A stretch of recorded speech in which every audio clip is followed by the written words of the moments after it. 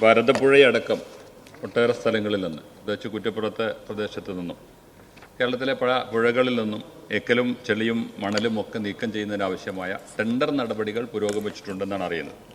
ഏകദേശം കുറ്റപ്പുറത്തെ RCBയുടെ തൊട്ടടുത്ത് നിന്ന് 250 കോടി രൂപയ്ക്ക് ഗുജറാത്തിലെ ARS കമ്പനി ടെൻഡർ എടുത്തിട്ടുണ്ടെന്നാണ് പത്ര റിപ്പോർട്ട് കാണുന്നത്. സർ, ഈ പാലത്തിൻ്റെയും പുഴയുടെയും RCBയുടെയും ഒക്കെ സുരക്ഷ ഉറപ്പാക്കിയിട്ടൊക്കെ ആണെങ്കിൽ ആളുകൾക്ക് അതിൽ എതിർപ്പുണ്ടാകില്ല. നേരത്തെ ഗ്രീൻ ട്രിബ്യൂണൽ ഈ പുഴയിൽ നിന്ന് മണ്ണെടുക്കുന്ന നിരോധിച്ചിട്ടുമുണ്ട്.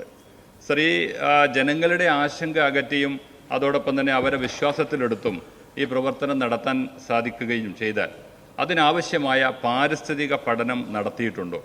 ഇല്ലെങ്കിൽ ആവശ്യമായ പാരിസ്ഥിതിക പഠനം നടത്തി ജനങ്ങളുടെ ആശങ്ക അകറ്റി ആ പ്രവർത്തനത്തിൽ മുന്നോട്ട് പോകാനുള്ള തയ്യാറെടുപ്പ് ഗവൺമെൻറ് നടത്തുമോ? Yes minister.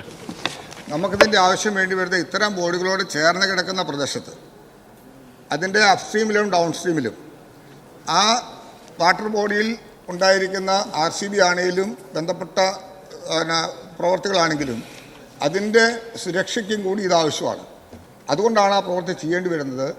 അത് ആ നിലയിൽ എക്കലും ചെളിയും മാറ്റി അത് ജലസംഭരണ ശേഷിയുടെ കാര്യത്തിലാണെങ്കിലും അത് നിലനിൽപ്പിൻ്റെ കാര്യത്തിലാണെങ്കിലും അത് ആവശ്യമാണെന്നുള്ള ബോധ്യത്തോടുള്ള പഠനത്തിനും കൂടി പശ്ചാത്തലത്തിലാണ് ആ പ്രവൃത്തി ഏറ്റെടുത്തിട്ടുള്ളത്. എക്കലും ചെളിയും നീക്കം ചെയ്യേണ്ടത് ആവശ്യമാണ്. അത് ആ നിർമ്മാണ പ്രവർത്തനത്തെ കാര്യക്ഷമമായി ബാധിക്കും. അതുകൊണ്ട് അത് ദീർഘദൂരം ചെയ്യുക എന്നുള്ളതല്ല, അതിനോട് ചേർന്ന് കിടക്കുന്ന പ്രദേശങ്ങളിൽ മാത്രമാണ് ഇത്തരം പ്രവർത്തികൾ ഏറ്റെടുത്ത് നടപ്പിലാക്കി വരുന്നത്. Second question. സർ, ഈ റെഗുലേറ്ററുകളുടെയും ചെക്ക് ഡാമുകളുടെയും നിശ്ചിത പരിധികളിൽ നിന്ന് മാറിയിട്ടല്ലാതെ ഈ എക്കലും ചെളിയും മണലും ഒക്കെ നീക്കം ചെയ്താൽ ആ റെഗുലേറ്ററുകളുടെയും സുരക്ഷയെ ബാധിക്കുന്നതാണ്. കൂടാതെ പുഴകളുടെ സ്വാഭാവിക അടിത്തട്ട് കവിഞ്ഞ് ചെളിയും എക്കലും നീക്കം ചെയ്താൽ വാട്ടർ ടേബിൾ താഴുകയും തൊട്ടടുത്ത കിണറുകളെ തന്നെ അത് ബാധിക്കുകയും ചെയ്യും.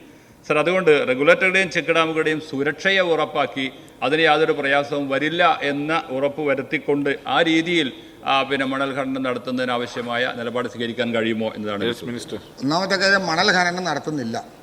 എക്കലും ചെളിയും മാറുക എന്നുള്ള പ്രവൃത്തി മാത്രമാണ് ഇറിഗേഷൻ ഡിപ്പാർട്ട്മെൻറ്റിൻ്റെ പരിധിയിൽപ്പെട്ടിട്ടുള്ളത്. അതിൻ്റെ അടിത്തട്ടിൽ ഇത്തരം കാര്യങ്ങൾ പഠനം നടത്തിയതിന് ശേഷമാണ് ഇക്കാര്യങ്ങൾ നടത്തുന്നത്. ആ പഠനത്തിന് ശേഷം അതിൻ്റെ നടത്താനായിട്ട് നമുക്ക് സാധിക്കുകയില്ല. അത് ഈ റെഗുലേറ്ററിൻ്റെയും RCBകളുടെയും എല്ലാം സുരക്ഷയെയും അതിൻ്റെ പ്രശ്നങ്ങളെയും എല്ലാം പരിഹരിക്കാൻ ആവശ്യമാണെന്നുള്ളത് കൊണ്ട് തന്നെയാണ് അത്തരം പ്രവർത്തനം ഏറ്റെടുക്കേണ്ടി വരുന്നത്. അതിന് വിശദമായ പഠനം നടത്തിയിട്ടുണ്ട്. പഠനത്തിനും കൂടി പശ്ചാത്തലത്തിലാണ് ഇത്തരം കാര്യങ്ങൾ നടത്തിയിട്ടുള്ളത്. ചില കാര്യങ്ങളിൽ കോടതി ഇടപെടൽ ഉണ്ടായിട്ടുണ്ട്. കോടതി ഇടപെടൽ ഉണ്ടായിട്ടുള്ള കാര്യങ്ങളിൽ കോടതിയെയും കൂടി അറിയിക്കേണ്ടതായിട്ടുണ്ട്. കോടതിയെയും ഇക്കാര്യം അറിയിച്ചിട്ടുണ്ട്. അപ്പോൾ കോടതിയുടെയും കൂടി അറിവിൽ വരുത്തിയ ഒരു കാര്യം എന്ന നിലയിൽ അതിൻ്റെ കൂടി പശ്ചാത്തലത്തിലായിരിക്കും തീരുമാനം കൈക്കൊള്ളുന്നത്.